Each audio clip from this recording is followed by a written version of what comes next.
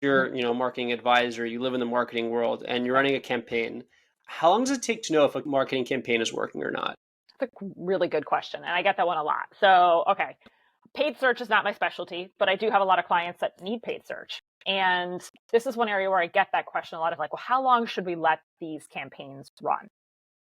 So I would say you need to at least let a campaign run for, in this case, let's say 6 weeks to have Mhm. any kind of sense of like, are we producing anything? Sometimes you'll know even before then if you're really not producing anything, but um, you need some data to make a decision on. You pull a campaign too quickly, you really don't know, and you're not giving it a fair shot. That goes back to like, hey, we can do one email and everything is going to work, right? Mhm. It's sort of that same mentality. You do have to let things run for a bit in order to know.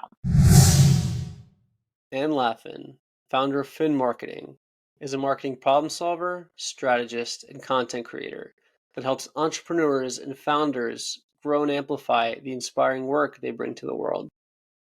Her in the trenches mentality comes from a 20-year marketing career working with a variety of companies, large and small, including startups in the marketing research, tech, financial services, and animal health industries.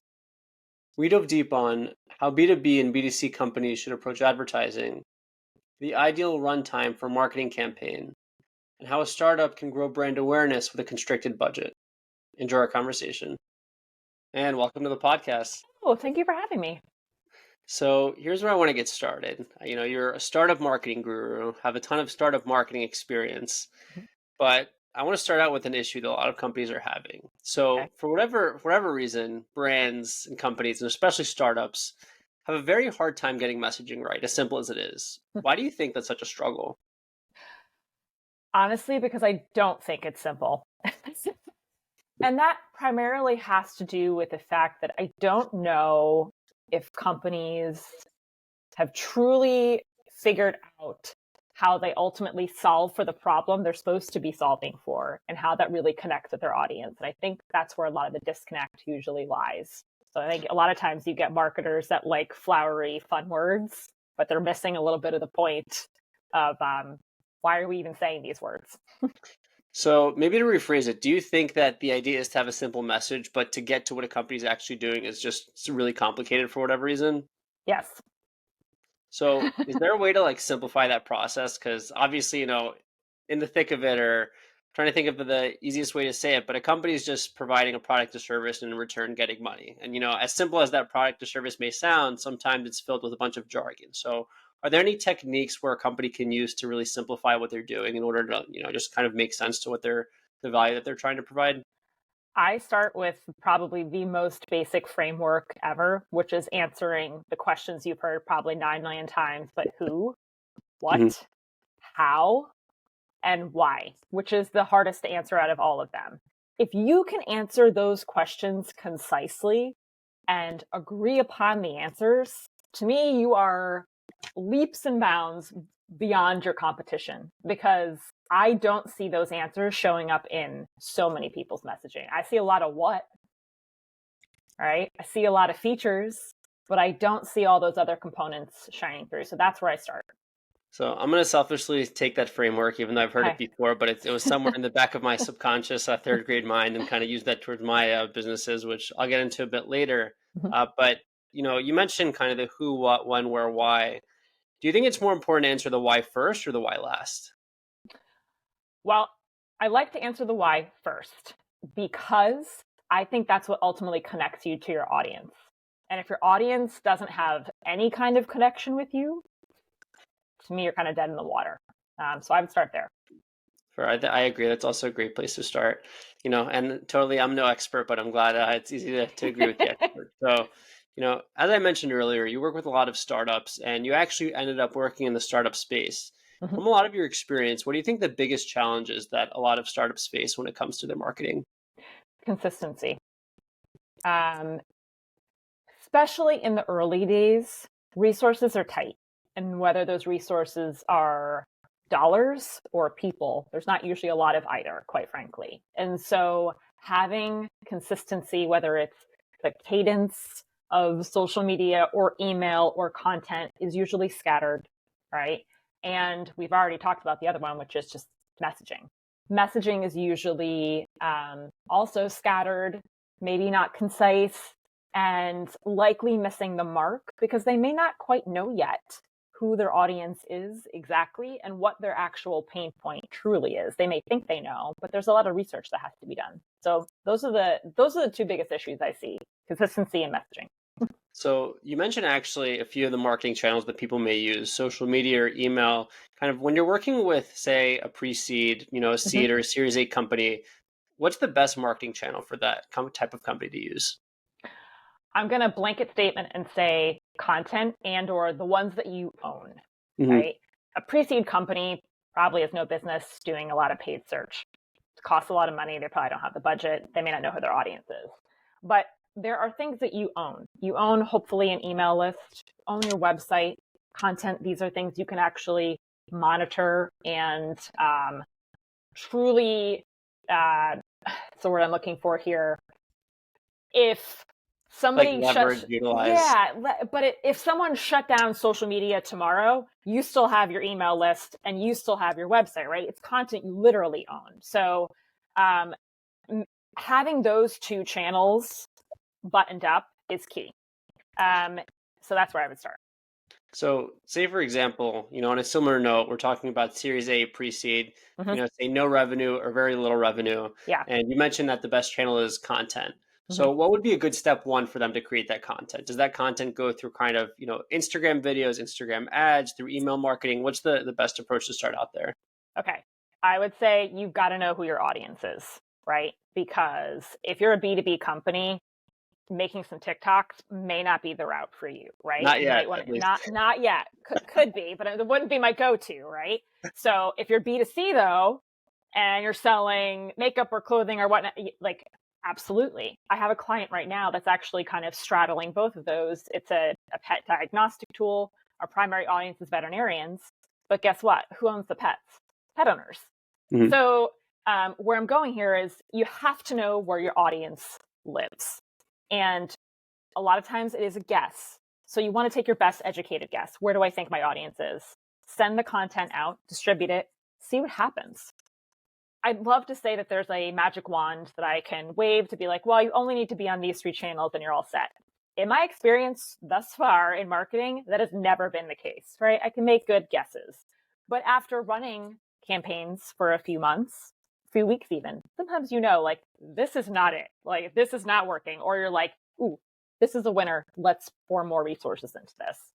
Um, I really think that, for early stage companies, so again, those pieces that they can own and really monitor themselves is key. The other piece I want to throw in here, sorry, I'm on a little bit of a tear No, here, go ahead, is, go is ahead. I love the value. It's great info. the founder story and the founder brand is also another really key component in terms of content creation at that early stage, because the founder basically is the brand, right? The founder, it may just be the founder and a handful of other employees.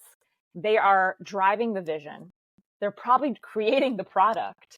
And if you're looking for capital, that story belongs to you. So having that founder be willing to create some type of content and share their story is key too. So, speaking about a founder on a bit of a tactical note, you mentioned campaigns, and I want to ask about campaigns in a second. But do you think a lot of times when you're starting to work with a startup, and obviously there's a lot of emotions in play, and I think a lot of people are probably overly optimistic when they're starting a company. Sometimes, you expect to build something and all the customers will come. And unfortunately, a lot of founders know that that's just not the case. You have to do a lot more work before people come in. So do you think a Yeah. lot of it's also just like a psychological thing where, founders expect like to do one marketing campaign and everything works out right away? Yes. Yes. I do think there is a misconception that like we can send one email and we're good, right? Or like we just did these two. That's not how it works. And again, maybe someone out there has had a viral post that like brought in million. Yeah, I'm sure that's a thing, Happens. but Sometimes you get lucky. sometimes. Generally speaking, marketing is a mixture of slow burn, right? Long-term efforts with faster short-term efforts. But it's not a one and done. It's not a like, we'll just do this once and forget about it and come back to it in 6 months. It's not how it works. It has to be consistent. It has to be planned, quite frankly. So So say for example, from the marketing end, since mhm. you're, marketing advisor, you live in the marketing world and you're running a campaign, how long does it take to know if a marketing campaign is working or not? That's a really good question. And I get that one a lot. So, okay, paid search is not my specialty, but I do have a lot of clients that need paid search. And this is one area where I get that question a lot of like, well, how long should we let these campaigns run? So I would say you need to at least let a campaign run for, in this case, let's say 6 weeks to have Mhm. any kind of sense of like, are we producing anything? Sometimes you'll know even before then if you're really not producing anything, but um, you need some data to make a decision on. You pull a campaign too quickly, you really don't know, and you're not giving it a fair shot. That goes back to like, hey, we can do one email and everything is going to work, right? Mhm. It's sort of that same mentality. You do have to let things run for a bit in order to know. Another example, I do a lot of email campaigns. I love email. I know email probably gets like a bad old school rap, but it's such a high return on investment. Anyway, it's a great channel. Highly recommend. Um, in this case, about the way that I run things is a little cyclical. So, I'm right now, my lists are very segmented. We have a very specific ask. We are using similar messaging, but not the same messaging over Mhm. a 3 to 6 month period. And that's where I'll base my next set of decisions off of. But typically a quarter at a time is how I would look at that campaign. Okay, fair enough. I know it's an art and science kind of question because I know there's It is. probably a certain science time that you want to wait, but also an art of like we're staying a little engaged, maybe we want to wait it out. So it definitely takes Yep. a fine eye, and I'm sure it Yeah. takes a lot of training. But I love how you mentioned paid search, and I know there's a lot of probably argument within the marketing community between paid search and organic. Yep. As a founder, can you determine what the best initial approach is, whether to go through like the paid search route or whether to try to go through the organic route? Okay. This is my hot take on this. Okay. We love hot takes. Hot That's what take. makes for great Perfect. content. That's what I got for you then. You really have to look at your budget and your audience. Okay. If you have basically no budget, I really wouldn't spend it on paid search because everyone that I talk to about this is just saying it's getting more and more expensive to make any headway in paid search. Um, Now, that being said, if you have some budget, you need to grow a list, you need to build some awareness, it's still a good channel, right? That's why it's there. That's why people are spending millions of dollars on that channel. So it's a little bit of a fine line of, hey, like, do we actually have any kind of budget to spend here? If the answer is no, I'd recommend pushing the organic route until you can build enough of an awareness base, I think, to warrant spending some dollars on the paid end.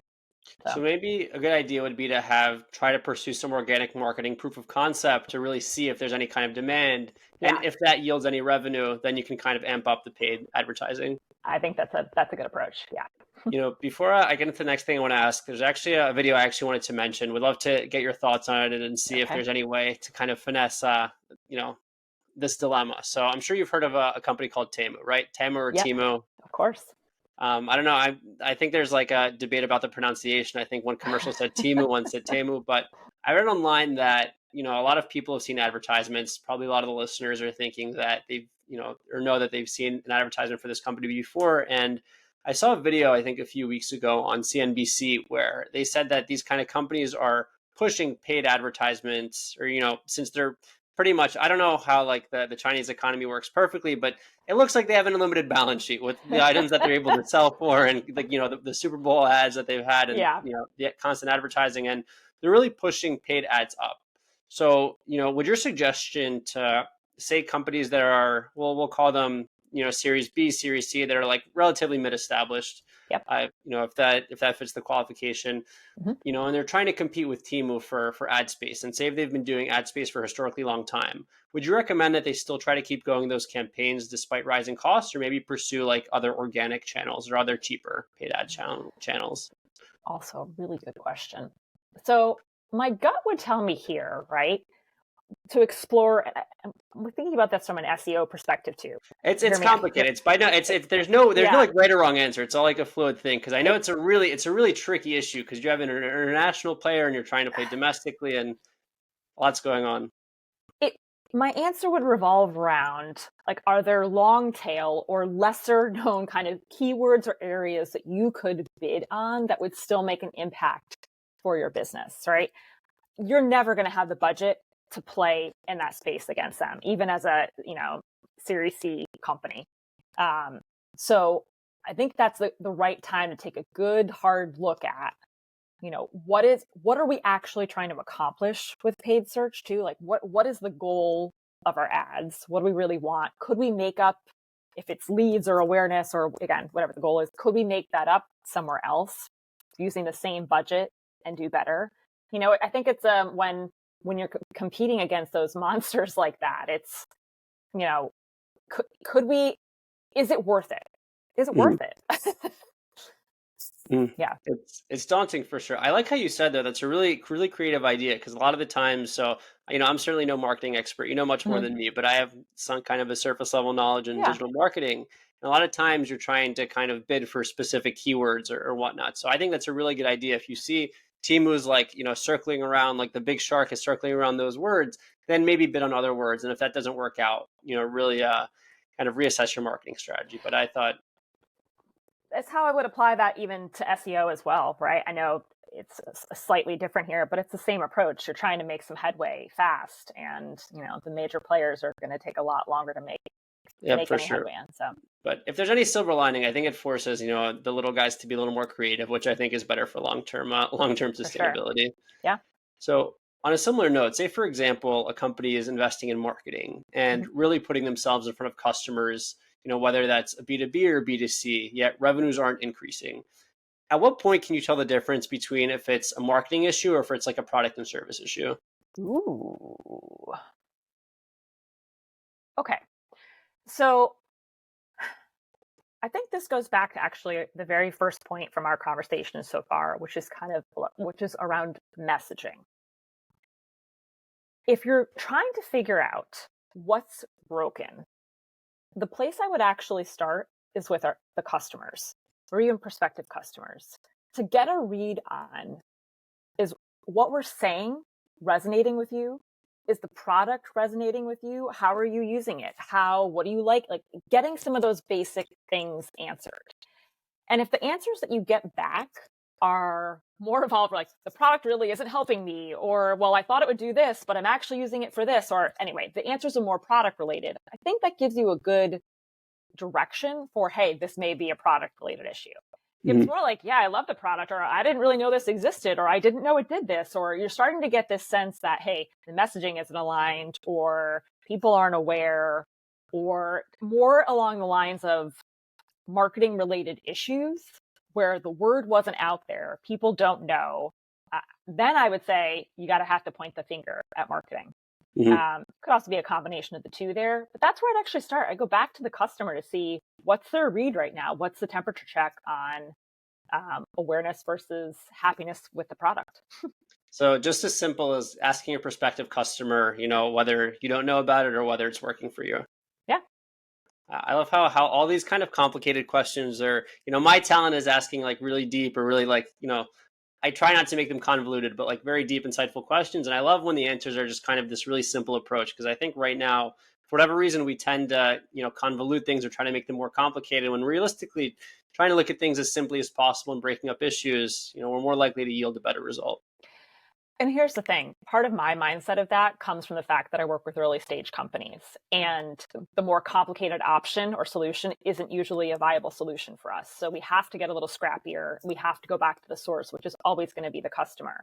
And people skip that step a lot. I don't know what the reason is there or why people don't like talking to their customers, or, it's how it gets skipped over, but that is your source of knowledge for all things. So it's important not to miss that one. Definitely. Some simplicity or kind of going back to the beginning is definitely great Mhm. advice. So I appreciate you touching upon that. On another note, we're seeing a really big digitalization or really big shift towards digitalization and short form content, whether it's, across entertainment and across marketing. That being said, do you think there are any traditional marketing channels that are going to die out because they can't really adapt to that new medium or like that new messaging? Hmm.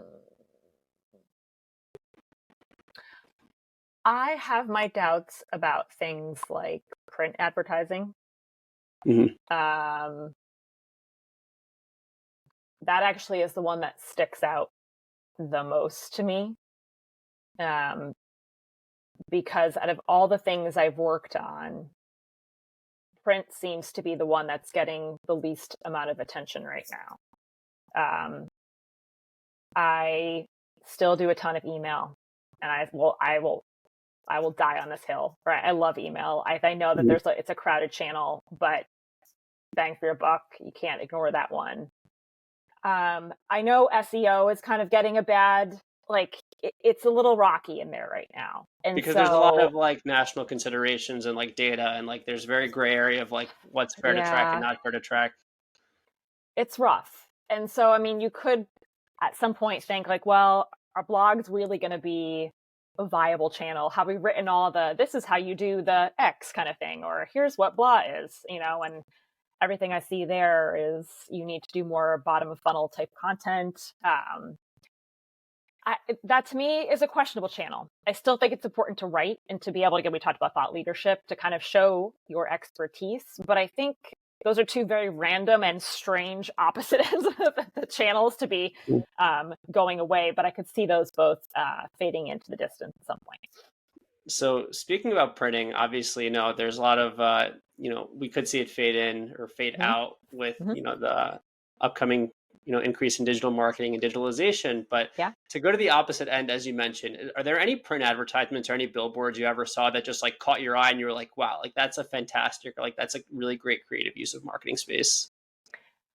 I can't think of exactly what it was for, except the ones that always stand out to me are the ones that have like an extra medium on it, right? Where it's something that's coming out of the billboard, something that's very different than what I would be used to seeing, which is interesting, right? Billboards are flat. Now they're electronic half the time too. And the ones that still catch my eye are the ones where it's a guy in a ladder climbing above, or a bug coming out, or something that's just so absurd. I'm like, huh. So I still love seeing, I'm close to New York. You go through New York City, there's just lights and advertisements everywhere, and they all catch my eye. But to me, it's the ones that are just slightly different mixed mediums, I guess, would be the ones that catch my eye the most. Fair enough. So on a personal note, you've actually, worked corporate marketing jobs and done startup marketing jobs. And obviously right now you're more focused towards the startup vibe. I'm just curious, why do you prefer, working with the startup vibe as opposed to the corporate vibe? I think there is a part of me that, there is a part of me that really loves the idea that someone wants to bring their idea to life. That's a scary thing, and that's a big task. And it's really fun to be a part of that journey. So I applaud entrepreneurs. I'm excited for them, right? I think it's a big step, and I think they need help. And so I think that's my why I'm so drawn to the startup space, is that that's where I feel that the most. There's also so many big changes that happen all at once. So many, everything has to be built from the ground up. Whereas more, corporate marketing, at that point, it's usually more optimization, massaging of things. You're not usually building so many frameworks anymore. If you are, maybe it's campaign based. So I think I guess maybe I just like the chaos and the building of the startup world, as opposed to more of maybe the calmness and the optimization stage of corporate life. I imagine too, in the corporate world, especially when it comes to marketing, since there's a lot of layers in bureaucracy, things probably move a lot slower, and that can be, for lack of a better word, really annoying at times. Yes. The answer is yes. It's also really interesting, to go from a startup where you're literally you might be doing design, copywriting, editing, strategy. You're doing all the things, and then when you go work in a large marketing department, you're probably only responsible for the strategy and deployment, because there are designers, copywriters, BI, there's all these different layers that you work with. So it's a much different, your role is very different. I actually want to talk about one of the things that you just mentioned, copywriting. So copywriting, in my humble opinion, seems like a very like small sleeping giant, or kind of a sleeping giant, if that makes sense. Yeah. In the sense that I'm starting to see a little bit of it come up. There's a lot of like influencers that preach about copywriting, and a lot of ghostwriters. If you're advising a startup, would you suggest that they hire a copywriter, or is that something that they just kind of outsource to do for their content?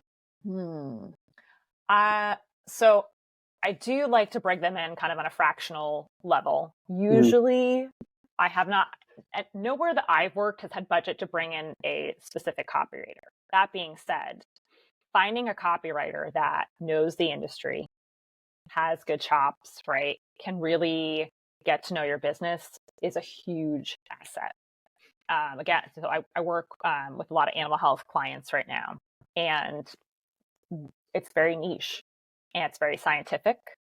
And I'm not necessarily an expert in animal health, right? I know the space now pretty well, but my background is not in science. So having someone that can come in and truly highlight what the company, what your client does with credibility, beautiful. Like it's such a value add, because getting the words right goes back to messaging. That's how you connect with your audience. It's huge.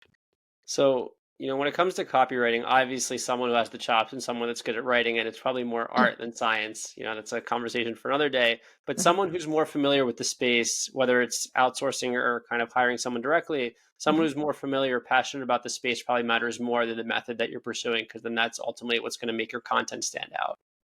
I 100% agree. You can always work on the strategy, and that's where I love to help is how are we going to deploy this content. But that person that really is a subject matter expert and can write, beautiful. It's hard to fake passion for sure. So Yeah, I that's tend true. tend to agree for that. So, obviously there are a lot of startups in a variety of industries, and now is a really exciting time. Well, economically, hopefully it gets a little better, but we'll say broadly with the technological where we are with regards to technology and a lot of companies coming up. What's something that's really common among a lot of early stage companies when it comes to marketing, regardless of their industry? In terms of technology that they use, No, or just just in general. in general, in terms of Mm. marketing challenges that they have, whether it's a consumer products industry, whether it's in tech, whether it's in med health, like what's Okay. a common early issue that, a common early marketing issue that these companies struggle with, regardless of the industry that they're in. So I like to say they frequently have the spaghetti strategy planned, which is throwing stuff at the wall to see what sticks, right? So what I'm really saying is they have a lack of strategy. And it's key for all companies in all stages. But for early stage companies, again, resources are limited. So having some type of plan, a framework for how are we going to get to our audience? What are the channels we need to use? And why are we even doing this? How does this all fit into the business goals? It's important. And I don't think, most of the startups that I've worked with when I've joined the organization, that plan hasn't been in place. And I am not faulting any of them. What the founder has been busy fundraising, created like they've been doing so many things. There hasn't been time to build that plan, right? Mhm. Um, so, but it's an issue. You can only get so far with throwing stuff at the wall and seeing what sticks. That plan really helps frame everything up so that you know how to move forward.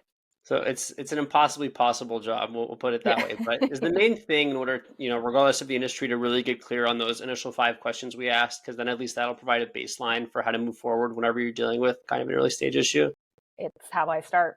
Because honestly, all of your marketing is based on that. How do I know who to send an email to if I don't understand our audience or I don't understand what they want? How do I know what to put in my LinkedIn posts? Again, if I'm not sure what the pain points are or what features they might want to highlight, or, I have more questions than answers. So it's really key to start there, and then build. So I have a bit of a selfish question here, if that's Okay. okay to ask. Of So course. I have, besides, my podcast that I'm happily growing and get to speak to, awesome experts like you, I have a podcast consulting startup called Podstar. So basically Okay. help companies and individuals start podcasts. Yeah. For someone like me, what would be the best way to start out when it comes to marketing my company? Have you audited all your messaging? Not yet, no. Okay. Do you have a marketing plan? I do not have a marketing plan, no. Okay. All right. Okay. Let's back up a little bit further. Let's go higher level than this. What would Mhm. you want to accomplish with your marketing? What would your expectations for marketing be? So my expectations for the messaging or just kind of the internal goals that I would have? In general, what would you, if marketing was working perfectly, what would that look like? That would look like a solid client base coming in. If I could, I'll do this. I'll break it down a little more specifically if this helps. What Okay. that would look like for me is initially to have, a solid client base coming in, and then through that client base, maybe creating some like, pending, I would have a good client relationship, having them create a good video or having them, hey, I worked with Daniel. He was really great in answering all my questions and kind of post that. So that's what really great marketing would look like. But the question is how to kind of get to that point or Get get to to that that point. initial point. Okay. Do you know who your ideal audience or potential ideal client would be?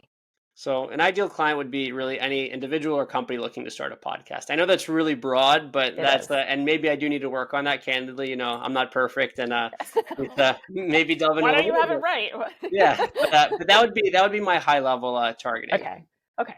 I mean, this is exactly how I would start a conversation, right? Of like, do you know, like, overall for the business, do you have business goals, right? Do you know how much revenue you need to bring in? Or do you know how many new clients you want to bring in? Because then you can also start to break down, okay, well, if I need to bring in $100,000 in revenue, okay, and potentially there's people that could be selling and just be selling, making cold calls or doing outreach. But then what is marketing responsible for? So sales potentially is responsible for this piece of the pie. Marketing is responsible for, I don't know what I'm doing with my hands, but this is the pie apparently. Mm-hmm. But so it helps you start to think of it that way. And then it helps to break down that plan of, okay, marketing is supposed to bring in X percentage of revenue.